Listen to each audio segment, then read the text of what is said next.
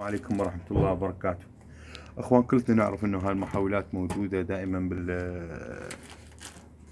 بالشاحنات، التلفزيونات القديمة كلش مال الثمانينات. فبيها ملفين المحولات بشكل عام: ملف ابتدائي اللي يعمل 22 فولت 220 فولت العفو، وملف ثانوي اللي يخرج فولتين حسب لف المحولة.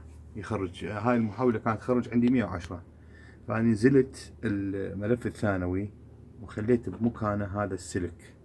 طبعا هاي التجربة موجودة كلش بالانترنت، يعني بصورة كثيرة موجودة هاي، بس كتجربة مثل هاي يعني بكبر هالمحولة ماكو، ما لاحظت.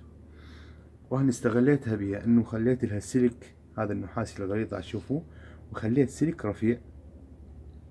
هذا السلك راح من ادخله التيار كهربائي راح تصير حرارته كلش قوية، يعني بصورة انه يحمر، درجة حرارته كلش قوية. ونستغله ككاوية، مكواة لحيم يعني، او ازالة العناصر من الخرائط. هسه حاليا راح اشغلها، تلاحظون انه احمر السلك يعني.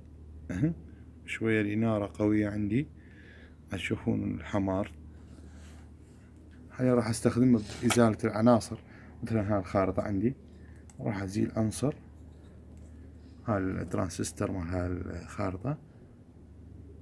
تشوفون كلش حرارته قوية بصورة يعني حيل حلوة.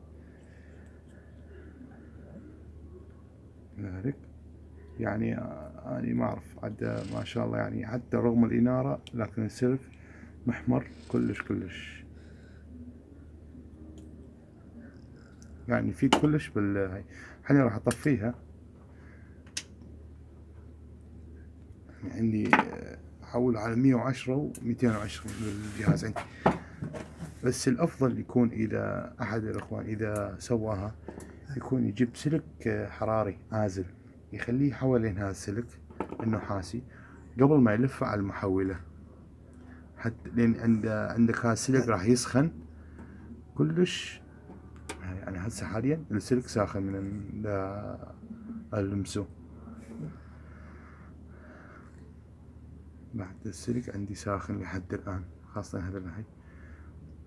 وتجربة كلش حلوة وبسيطة، لكن تفيدنا كهاوي بالإلكترونيات، تفيدك في نزع العناصر من الخرائط. يعني مجرد من تقضبه تمسكه وتخليه على الحرارة وتسحبه، مو مثل الكاوية أو تراد لك شافطة إنك تسحب القصدير القديم وترجع تسحب العنصر.